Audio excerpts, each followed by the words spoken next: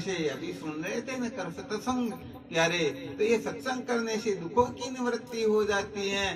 सत्संग का सीधा साधा अर्थ समझना, संतों का संग करना। ध्यान रखना, सत्संग का अर्थ प्रत्येक कक्षा में बदलता रहेगा। आगे चल करके फिर सत्संग का अर्थ सत्य जो होता है वह असंग होता है। फिर आगे की कक्षा में इनके और अर्थ होते रहते हैं। अभी हमको केवल इतना समझना कि संतों के संग को ही सत्संग कहते हैं, अथवा असंतों के संग का त्याग कर देना, इसी को सत्संग कहते हैं। वेदवादी पामर पुरुषों का यदि कोई संग त्याग देता है तो भी समझो उन्होंने सत्संग किया, अथवा संतों का संग किया तो भी समझो उसने सत्संग किया।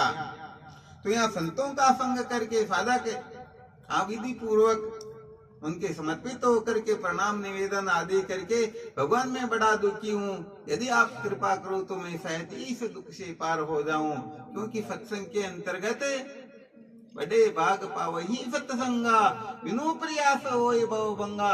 यहाँ कोई मेहनत मजदूरी नहीं करनी होती है। जैसे स्वप्न में अनेक प्रकार के दुख आदि हो रहे हो तो जगने मात्र से दुखों का निराकरण हो जाता है, ऐसे ही सत्संग जो है, संतों का संग अनायास ही अपने को दुखों से मुक्त कर देता है। तो भगवान मैं बड़ा दुखी हूँ, कृपा करो, दुख से छूटने का कोई उपाय बताओ।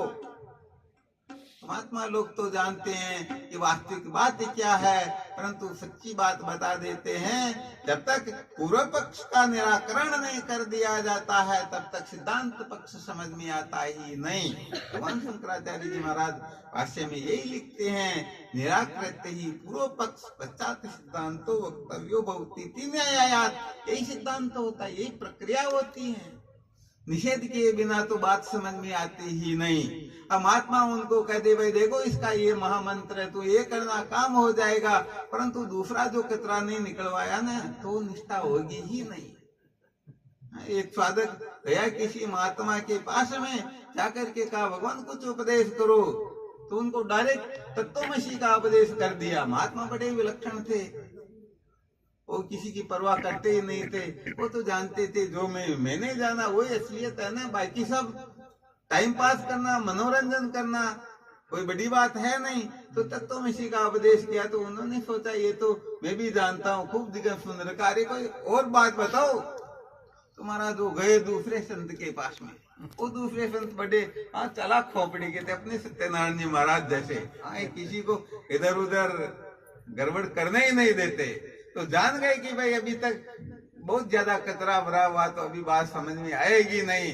महात्मा ने कहा ऐसे कोई उपदेश थोड़े किया जाता, इसके लिए तो कम से कम 12 वर्ष तक पहले गोबर उठाओ फिर देखते हैं। 12 वर्ष तक गोबर उठवाया, फिर कहा भगवान अब तो अरे भाई अभी बात समझ में नहीं आएगी, 12 वर्ष तक जंगल में जाओ गाय चरा करके लाओ फिर देखते हैं। 24 वर्ष के बाद में कहा भगवान अब तो उपदेश करो, अभी तक थोड़ी कसर है, अभी 12 वर्ष तक हमारी सेवा करो, पैर दबाओ, लंगोट दो, देखते हैं फिर बाद में। 36 वर्ष सेवा करवाने के बाद में तत्वमसी का उपदेश करते हैं। भगवान ये तो 36 वर्ष पहले ही मेरे को तो कहा भाई ये गोबर उठाना बाकी था ना, बात समझ में आती नहीं। तो महात्मा लोग जो है स्वयं को उनको अच्छी तरह से अनुभव होने ऐसा ही कोई फॉर्मूला अपनाते हैं। तो उनको कह दिया भाई शायद हो सकता है ये जो संसार रूपी दुख जो है ना, हो सकता पैरों के द्वारा तूने कोई गड़बड़ की हो गई, पैर से गलत जगह पर गया होगा, हो सकता है इसके द्वारा संसार रूपी दुख ने प्रवेश किया हो। तुम ऐसा करो, ये पैरों के द्वारा थोड़ा पापों का निराकरण हो, ऐसा काम करो। क्या करना होता है, तीर्थ यात्रा के लिए संकेत कर दिया, जाओ तीर्थ यात्रा करो, निश्चित रूप से तुम दुखों से मुक्त हो जाओगे। अब बेचारा महीना 2 महीना 6 महीना साल भर तक तीर्थ यात्रा में भ्रमण करता रहा, आकर के निवेदन किया भगवान मेरे दुखों का अंत नहीं हुआ। कहा भाई इसका मतलब पक्का समझो पैर के द्वारा संसार ने प्रवेश नहीं किया, हो सकता है हाथ से तूने कोई ऐसा कुकृत्य किया हो जिस कारण तुझे दुखों की प्राप्ति हो रही। तुम ऐसा काम करो, हाथ के द्वारा सब काम करो, दान पुण्य आदि जो कुछ भी हो सकता है ना, ये करके देखो। तो महीने 6 महीने 12 महीने तक ये किया, शांति तो क्योंकि अरे जो असली साधन होगा बात तो उसी से बनेगी ना। कोई चित्र पर बने हुए पकवानों से भूख मिटती क्या? मिटती नहीं है। तो काफी समय तक वह सब कुछ करता रहा, समझो उनके पास जो कुछ था सब कुछ दान पुण्य में लगा दिया, फिर भी वो तो दुखों का निराकरण नहीं हुआ। आकर के कहा भगवान मेरे दुखों का अंत नहीं हुआ। का हो सकता है तुमने मुख के द्वारा कोई अपराध किया हो, तुम ऐसा काम करो, हाँ राम राम राम नाम का जप करो, अखंड भजन करो, श्वास उश्वास का भजन करो। महाराज उनको श्वास विश्वास के भजन की विधि बता दी। वो खूब भजन करता, फिर भी सचमुच में जो सपने सिर काटे कोई बिन जाग्या दुख दूर न होई। अरे दुखों के कारण का जब तक निराकरण नहीं होता है तब तक दुखों का नाश होता ही नहीं। दुख नहीं निवर्त हुआ, आकर के कह दिया भगवान मेरे दुखों की निवृत्ति नहीं हुई। तो महात्मा कहते भाई इसका मतलब बिल्कुल पक्का है कि मुख के द्वारा भी इसने प्रवेश नहीं किया। कहा भाई हो सकता तेने आंख से कोई गड़बड़ की हो, गलत दृष्टि से देखा हो, या कुछ न कुछ गड़बड़ किया हो, तो ऐसा काम कर, इस आंख के द्वारा त्राटक लगा या नाना प्रकार के देवताओं का ध्यान करो, तुम्हारे पापों का क्षय होगा, तुमको सचमुच में शांति मिल जाएगी। निश्चिंत रहो, अविश्वास मत करो, जाओ अपनी साधना शुरू करो। अब बहुत समय तक सब कुछ करता है फिर भी दुखों की निवृत्ति नहीं। आकर के कह दिया भगवान मेरे दुखों की निवृत्ति नहीं। कहा भाई हो सकता है इस जीव से तूने, क्योंकि वाणी के 4 प्रकार के दोष होते हैं ना, तो हो सकता है तूने गड़बड़ की हो, तो ऐसा काम कर चांद्रायण व्रत कर। चांद्रायण व्रत का मतलब होता है एकम के दिन 1 ग्रास, द्वितीय के दिन 2 ग्रास, ऐसे करते करते बढ़ाना और फिर कम करना, ऐसे करके 1 महीने तक जो किया जाता है उसे चांद्रायण व्रत कहते। बहुत सारे पापों की निवृत्ति का ये विधान होता है। तो तुम चांद्रायण व्रत करो, निश्चित रूप से तुम्हारे दुखों की निवृत्ति हो जाएगी। अब जाकर के खूब चंद्रायण व्रत करता है फिर भी दुखों की निवृत्ति नहीं होती है। आकर के कहा भगवान दुखों की निवृत्ति नहीं हुई, कहा निश्चय कर ले, इसके द्वारा तो संसार रूपी दुख ने प्रवेश किया ही।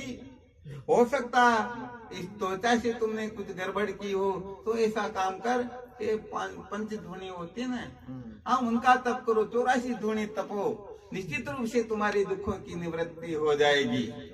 जाकर के सब कुछ करता है फिर भी दुखों की निवृत्ति नहीं होती है। आकर के कहा भगवान मेरे दुखों का नाश नहीं हुआ।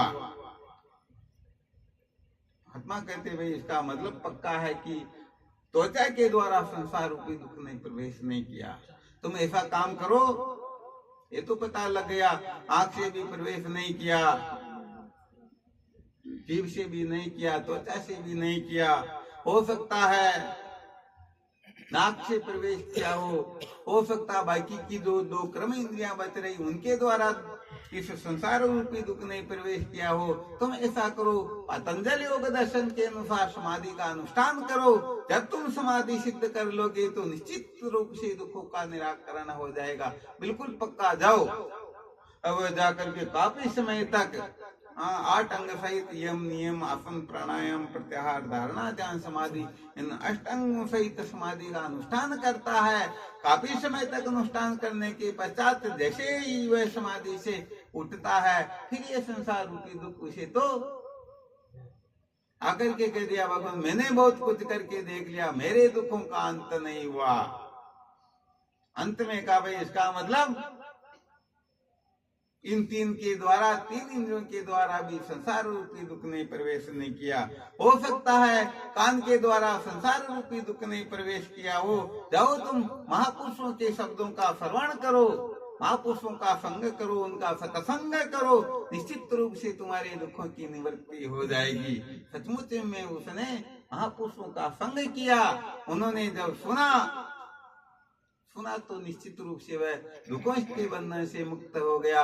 आकर के कहने लगता भगवान आपकी कृपा से मैं दुखों से मुक्त हो गया। तो देखो ये सच बात समझ लेना, संसार रूपी दुख जो है ये कान से ही सबसे ज्यादा प्रवेश करता है। हाँ बाकी की इंद्रियां जो होती इतना थोड़े प्रवेश करता। हालांकि आंख से भी बहुत ज्यादा प्रवेश करता है, परंतु आंख की तो क्षमता होती है ना, ये बेचारी कितना देखेगी। यहाँ पर तो अनंत कोटि ब्रह्मांड है। कल्प कल्पांतर की कल्पनाएं हम कहां से तो सुनते हैं। और मानी मानी बंधन में आयो, ये तुम्हारे पिता है, ये तुम्हारी माँ है, ये पति है, ये पत्नी है, ये शत्रु है, ये मित्र है, तुम ब्राह्मण क्षत्रिय वैसे शूद्र हो, तुम्हारा ये नाम है। अरे सारी की सारी भ्रांतियां कहां से प्रवेश की? कान से की ना, तो कान से महापुरुषों के महावाक्यों का श्रवण करो। निश्चित रूप से भी महाराज जी बता रहे थे, दृष्टा दृश्य का मैं मेरे का विवेक करके वास्तव में जैसे माल से मालिक भिन्न होता है, ऐसे ही हम इस शरीर से भिन्न हैं। तो भाई सत्य बात यह है, ये जितना भी दुख आदि जो है ये सारा का सारा कल्पना करके मानी मानी बंधन में आयो, हम मान्यताएं करके दुखी हो रहे हैं। तो एक मान्यता और बनानी है, हम कल्पना करके बैठे हुए हैं मैं जीव हूँ। अब निश्चय करना मैं जीव नहीं बल्कि शिव हूँ, उसी समय दुखों का निराकरण हो जाएगा। जगने के पश्चात बताओ दुखों के बंधन से छूटने के लिए कुछ करना होता है क्या? कुछ नहीं करना होता है, जागना ही एकमात्र उपाय होता है। जगोगे उसी समय दुखों का नाश हो जाएगा। तो जो जो जिस जिस कक्षा के साधक है उन सबको अपने अपने हिसाब से इसका रहस्य ग्रहण कर लेना है। तो संतों का संग जो अभी भी इस ओर लग रहे हैं उनको संतों के संग को ही सत्संग कहते हैं। इस बात को समझते हुए तो निश्चित रूप से इनका चिंतन मनन करेंगे, निश्चित रूप से दुखों का निराकरण हो जाएगा। थोड़ा यहाँ और संकेत कर देते हैं, संतों का जो संग होता है उसको भी सत्संग कहते हैं, और संतों के सिवाय बाकी कचरा जो है उनका त्याग कर देना, इसको भी सत्संग कहते हैं। बहुत अधिक सावधान रहना होता है। संतों का संग हो तो अच्छी बात, नहीं हो तो ज्यादा चिंता नहीं करना, बल्कि इनके विपरीत जो है उनका यदि संग करेंगे तो कल्प कल्पांतर तक संत महापुरुष मिल भी जाएंगे, फिर भी बात समझ में आने वाली नहीं है। हाँ, इसलिए ये बहुत अच्छी तरह से ध्यान रखना है। गज मारे तो गम नहीं, सिंह करे तन भंग, सुंदर ऐसो दुख नहीं जैसो दुर्जन संग।